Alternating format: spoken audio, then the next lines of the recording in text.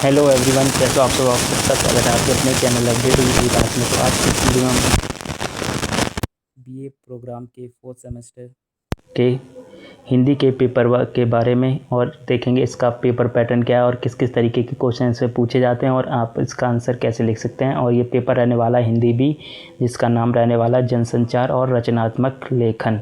और ये AEC का पेपर रहने वाला है, ठीक है। तो ये आपका 2 घंटे का पेपर रहने वाला और मैक्सिमम 60 मार्क्स का ये पेपर रहेगा और आपको सारे क्वेश्चन करने। पहला क्वेश्चन यहाँ पे आ चुका है।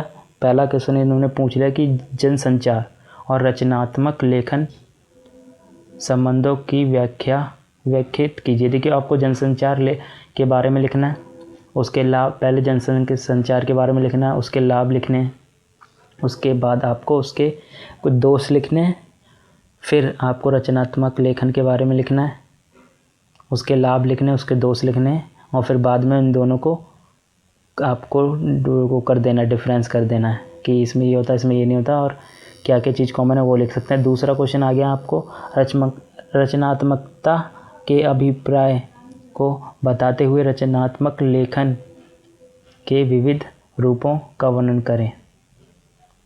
देखिए, सबसे पहले आपको रचनात्मकता के बारे में बताना है, रचनात्मकता क्या होती है। उसके बाद रचनात्मकता के बताते हुए वो बताना। उसके बाद आपको रचनात्मक लेखन के कितने रूप होते हैं वो आपको बताना है और उन रूपों को व्याख्या भी कर देनी है आपको कि क्या ये रूप होते हैं और इन्हें ये ऐसे ऐसे होता है, वो आप बता देना। दूसरा क्वेश्चन आ गया यहाँ पे, विभिन्न जनसंचार माध्यमों में प्रयुक्त हिंदी भाषा की स्थिति पर विचार कीजिए। तो जनसंचार के जितने भी माध्यम हो गए, जितने भी हो गए, न्यूज़पेपर हो गए, तो ये जनसंचार के माध्यम है, ठीक है। एक दूसरे बातचीत के माध्यम है। विभिन्न जनसंचार माध्यम में प्रयुक्त हिंदी भाषा की स्थिति। देखिए, जनसंचार अगर हिंदी में होता है ना, तो जैसे कि कोई भी आप न्यूज़ हिंदी वगैरह में सुनते हैं तो जो उसके थॉट होते हैं और जो उसकी जानकारी पहुंचानी होती है उसे लोगों तक वो आसानी से पहुंच जाती है, क्योंकि भारत में सभी लोग हिंदी ज़्यादा जानते हैं और इंग्लिश बहुत ही कम जानते हैं। इसलिए आपको हिंदी भाषा की स्थिति बहुत अच्छी है और धीमे धीमे और प्रयुक्त हो रही है। ये अथवा में आ चुका है इसके जनसंचार माध्यमों में रचनात्मक लेखन का महत्व। देखिए, जो जनसंचार के माध्यम है उनमें रचनात्मक लेखन का आपको महत्व बताना है और ये आपको 15 मार्क्स का क्वेश्चन है, वो आपको उस हिसाब से लिखना है। पहले आपको जनसंचार के बारे में बताना है और जनसंचार के माध्यम को डिफाइन कर देना है, फिर रचनात्मक लेखन का महत्व बताना है जनसंचार में, ठीक है। उसके बाद आ जाता है तीसरा क्वेश्चन, एक प्रभावशाली नेता का साक्षात्कार तैयार कीजिए। ठीक है, आपको एक प्रभावशाली नेता के काम क्या होते हैं वो बताने और ये सब बताते हुए आपको आंसर ऐड कर देना। दूसरा इसी के अथवा में दे रखा है, कोई एक रोचक यात्रा विशिष्ट लिखिए। कोई भी आपको एक आपकी यात्रा के बारे में लिख देना है, ठीक है, जो भी आपने अभी फिलहाल में कहीं गए घूमने में गए उसके बारे में लिख देना। चौथा क्वेश्चन आ गया, रेडियो के लिए एक विज्ञापन तैयार कीजिए। आपको रेडियो के लिए एक ऐड तैयार करना है, वो आप ऐड किसी के ऊपर भी लिख सकते हैं।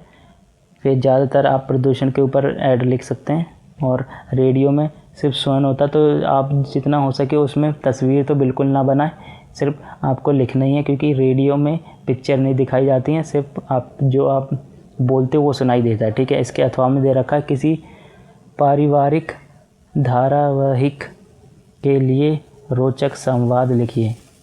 ये आप इसके अथवा में बहुत अच्छा क्वेश्चन है कि कोई भी जो आपकी मम्मियाँ सीरियल देखती हैं पारिवारिक, ठीक है, जो फैमिली वाला सीरियल होता है उसकी आपको डायलॉग लिख देना है। 2-3 लोगों के बीच में, जबकि पति पत्नी सास के बीच में आप डायलॉग लिख सकते हैं कि जो भी सास ने पत्नी से बोला ये तो काम क्यों नहीं करती, पत्नी ने उसे जवाब दिया सास को, ऐसे आपको डायलॉग लिखना है। 15 मार्क्स का क्वेश्चन है तो 15 डायलॉग लिख देना। तो ये आपका पेपर रहने वाला है और ये पेपर आपका 60 मार्क्स का रहने वाला है और 2 घंटे का रहने वाला है। ये वीडियो कैसी लगी कमेंट में ज़रूर बताएं। वीडियो अच्छी लगी और अगर आपको किसी और सब्जेक्ट की या फिर पेपर की वीडियो चाहिए तो आप हमसे कमेंट में बोल सकते हैं, हम उसकी नई वीडियो ले आएंगे। और ये वीडियो कैसी लगी कमेंट में बताएं और वीडियो अच्छी लगे चैनल सब्सक्राइब करें, वीडियो लाइक करें। Thank you.